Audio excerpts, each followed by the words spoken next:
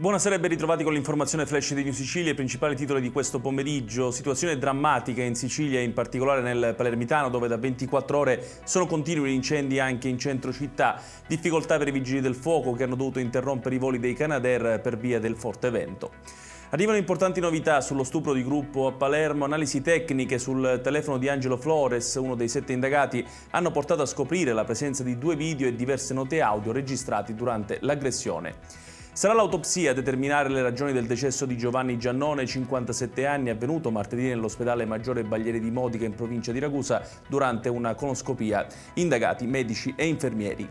Sono stati pubblicati dall'Istat i dati del 2021 sul censimento della popolazione italiana. La Sicilia mostra un lieve calo di abitanti rispetto al 2020, aumenta invece l'età media e quasi il 6% della popolazione non consegue titoli di studio.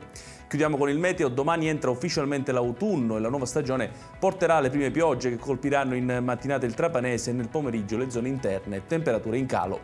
Ed è tutto per questa edizione. Tutti i dettagli su queste notizie li potete trovare sul nostro sito www.newsicilia.it. Grazie per averci seguito e arrivederci.